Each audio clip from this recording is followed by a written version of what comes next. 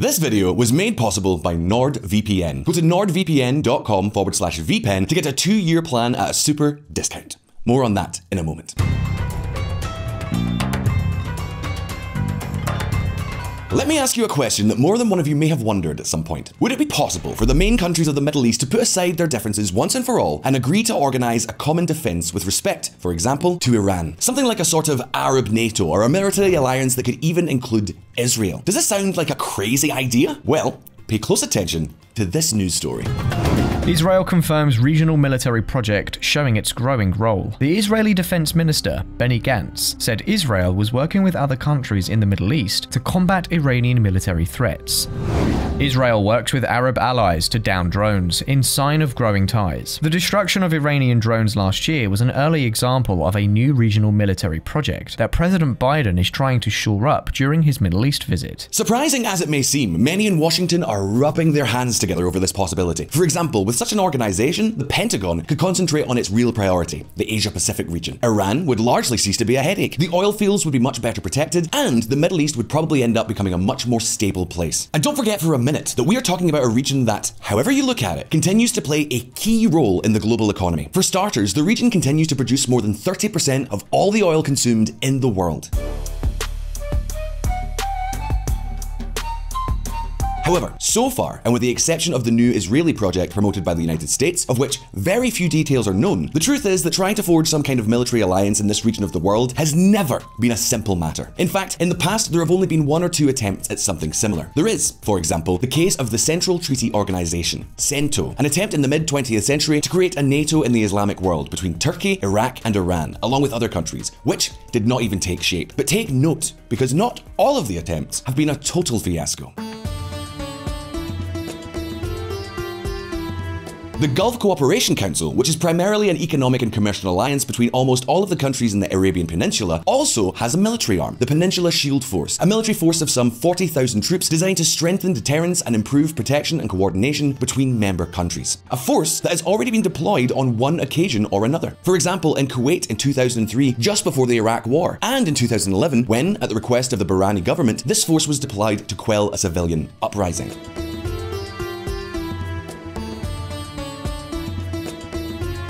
Another example we could give is the case of the Arab League, which in 2015 created a small joint force of 40,000 soldiers, also with the aim of responding to possible crises in member states. However, in this case, we are talking about an underdeveloped arrangement with poorly integrated forces. But beyond these limited examples, in terms of capability, integration, and operational capacities, the truth is that until now, large-scale joint defense in the Middle East has been unthinkable. But wait a minute, because what we're about to tell you in this video could either be the attempt to create the seed of a new Arab NATO, or just another failure in this goal of making the security of the Middle East their own. But do you want to know what exactly we're talking about? Of course you do. So let's get cracking. But before we do, let me tell you about today's sponsor, NordVPN. We spend a good deal of our lives on the internet. In fact, it's estimated that the average American spends about 21 years of his or her life online. And if you are watching us from down under, the figure then exceeds a whopping 27 years. The point is, and this should really come as no surprise, the internet is not a safe space. A few minutes of using public Wi-Fi at your local cafe and a cybercriminal knows your credentials. NordVPN helps you reclaim your privacy. It encrypts your connection to the internet so no one can eavesdrop on the websites you visit or the data you share. It also hides your IP addresses and locations so snoopers can't track you down. And not only that, remember that when you're using NordVPN, you can browse without borders, choosing from over 5,000 ultra-fast servers in 58 countries all around the world. This unlocks a whole world of content that you can't access with a standard provider connection. But is browsing speed affected while using a VPN? Well, you don't have to worry about that with NordVPN, as it is the world's fastest VPN, according to an independent study by AV-Test. What's more, you can use it on all types of devices: Android, Windows, Mac, and Linux. And with the same account, you can include up to 6 different devices. Don't wait any longer. Go to nordvpn.com/vpen and get a 2-year plan for the price of 1 soda a month. And if you change your mind after trying it, don't worry. NordVPN has a 30-day money-back guarantee. And now, let's get cracking.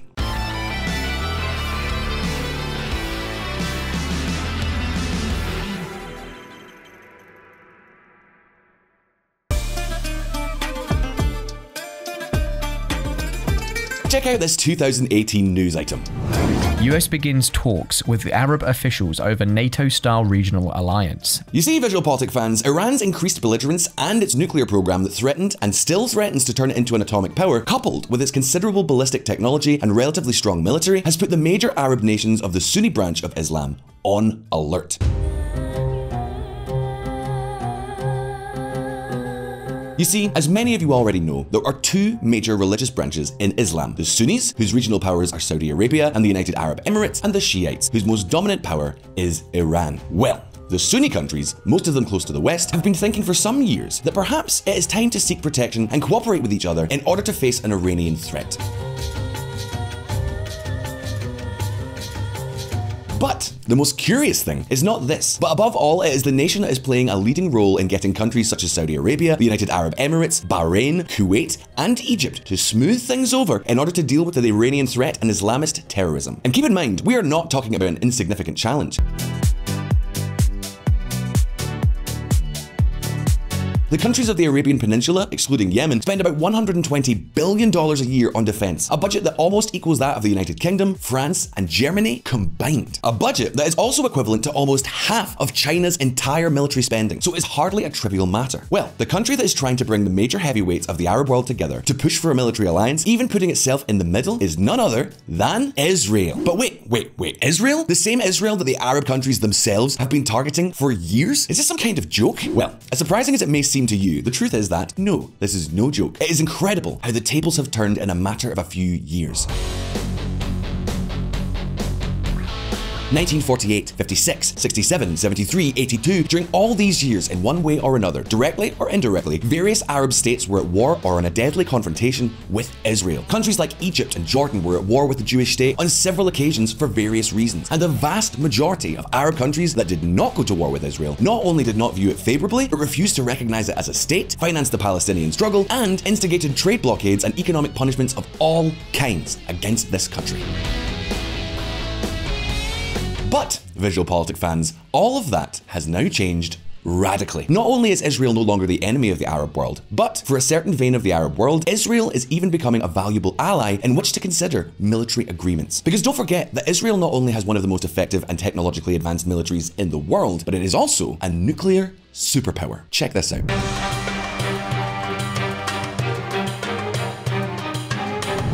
A Negev NATO? If there is one thing that seems endemic in the Islamic world, it is the inability to reach major collective agreements. And if it is in matters of defense or security, things get even more complicated. To this day, each and every attempt to row in this direction has been met with the harsh reality of this region. A region where no one trusts anyone. Hold on though, because we could be on the verge of a turning point here. The Negev summit furthers Arab-Israeli normalization. The homegrown talks signal growing regional ties despite lack of progress on two-state solution. Israel expresses interest in NATO-like Mid-East alliance. Now, what on earth is this Negev summit? Well, it was basically a summit that took place on the 27th and 28th of March 2022 in Negev, Israel, between representatives of the United Arab Emirates, Bahrain, Egypt, Morocco, and the United States. The aim was to bring Israel and the Arab countries closer together, a new step in advancing the Abraham Accords. Because it turns out that Israel is developing very good relations with the Arab countries, with which it is reaching agreements of all kinds, and particularly with the United Arab Emirates, a country with which relations are becoming very close indeed. This is allowing, as we saw in the beginning of the video, even close military ties to develop. Do you remember this news item? Israel confirms regional military project showing its growing role. The Israeli Defense Minister, Benny Gantz, said Israel was working with other countries in the Middle East to combat Iranian military threats. Israel wants to play a fundamental role in leading a new regional bloc. Today, it is the best prepared country in the region to stop, or at least deter, Tehran. It is one of the best armed forces in the world, and its military industry is at the forefront of technology. Now, as I said before, all this talk of pushing for a grand military alliance in the region is nothing new. The Obama administration was eager to escape from the Middle East once and for all. There were those who began to assess this option, and then later, the Trump administration, especially Mike Pompeo, promoted the so-called Middle East Strategic Alliance, or MESA, an organization that sought to achieve greater military coordination between the countries of the Gulf Cooperation Council, Egypt, Jordan, and the United States itself. However, while MESA has been put on standby with the change of administration in the United States, the Negev Summit, which from now on will become an annual event, does generate a lot of hope, particularly because of the presence of Israel and because the United States seems determined to assume assume a much more distant role with regard to the problems in this region. What's more, an alliance that included Israel could work not only in the military field, but also in the security field, and that could change a lot of things in the Middle East. This new organization could not only prevent attacks from Iran, the cooperation could go much further, including things such as the security of the water supply, the intensive use of special corps, and the prevention of civil wars through the use of peacekeepers. Of course, it is one thing to want it, and it's quite another to actually get it.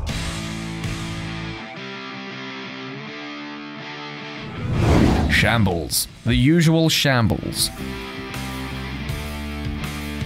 It is no secret, getting the Arab world to agree on major issues is more complicated than getting Vladimir Putin himself to see reason. And keep this in mind, if reaching a military alliance in Asia is already complicated, imagine what it means to do it in a region where the religious question runs through everything, and where military and security matters, the interests of the various royal houses often outweigh the general interest. But perhaps the biggest stumbling block remains Saudi Arabia. Relations between Riyadh and Jerusalem have improved greatly, but they remain far more stagnant than those that Israel has managed to develop with other Arab countries. For example, Riyadh has not yet established formal diplomatic relations and has decided not to pay much attention to the Abraham Accords, so the thought of a military or security alliance seems unthinkable today. And of course, for such an alliance to go ahead without its participation would not be acceptable to the House of Saud either. Among other things, this would mean losing its leadership role in the Arab world. That is to say, it is basically stuck on the fence. And that's not the end of it. Qatar, which is also a member of the Gulf Cooperation Council, gets along terribly with the United Arab Emirates, has turbulent relations with Saudi Arabia, and is progressively improving its bilateral relations with Iran. Firstly, because it shares large oil fields with Iran, and secondly, because Doha hopes to become something of a link between Tehran and Washington. Qatar's ambassador to Iran highlights growing bilateral relations. Qatar's foreign minister rules out normalization with Israel. In the end, these are the major stumbling blocks, and perhaps the full plans will never go ahead. But today, we already know that there is a military structure operating, an alliance between Israel and the Arab countries. That and the Israeli authorities have the ambition to play a much more prominent role in the Middle East. And that ambition, VisualPolitik fans, is no small matter. That said, the questions are now over to you. Do you think we'll ever see a NATO-style military alliance in the Middle East? What do you think Israel's role in military matters may become following the Abraham Accords and the Negev dialogues? Leave us your opinion below in the comments. And if you like this video, don't forget to subscribe to our channel so you won't miss any of our upcoming news. Once again, thank you for being there and watching us. All the best, and I'll see you next time.